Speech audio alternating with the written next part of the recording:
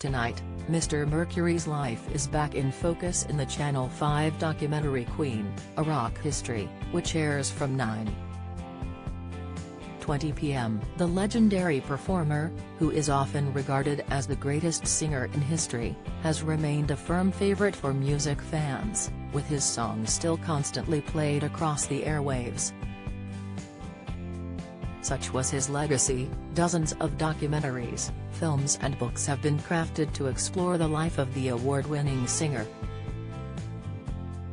These include the Channel 5 documentary, which gained a key insight into Mr. Mercury's character in, and out, of the public eye.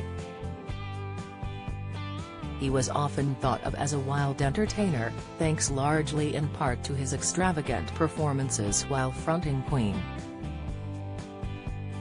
But those closest to the Zanzibar-born hitmaker often noted how, away from the spotlight, the 45-year-old could actually be quite shy.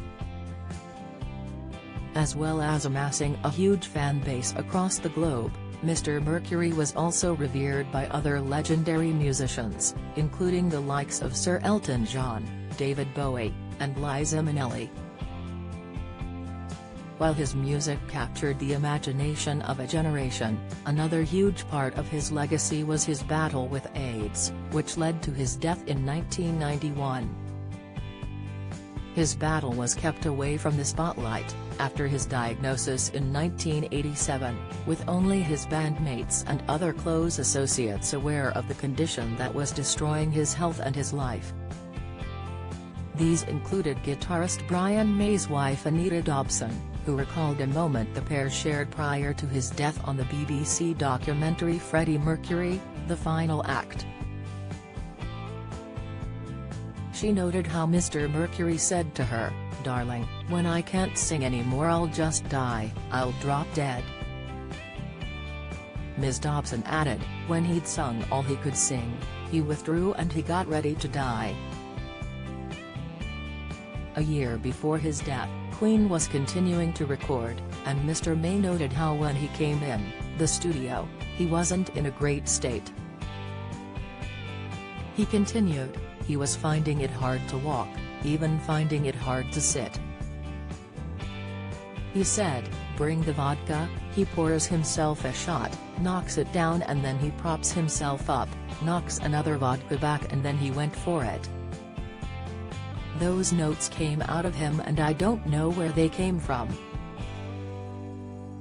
When Mr. Mercury's final vocals for Made in Heaven were recorded, he opted to retire to his home in Kensington, where he was visited by his boyfriend Jim Hutton and personal assistant Peter Featherstone, among others. Mr. May recalled the moment he knew the band's touring future was over after Mr. Mercury explained he was unable to carry on with the schedule. He said, "We'd done the biggest tour of our lives and it was a great success and we were very happy," and Freddie said, "I can't do this anymore." "We saw him disappearing and coming back with these burns to his skin. We didn't like to ask because we didn't want to know perhaps, and that went on a hell of a long time." Freddie at that time was still full of energy but there were signs that something was attacking him.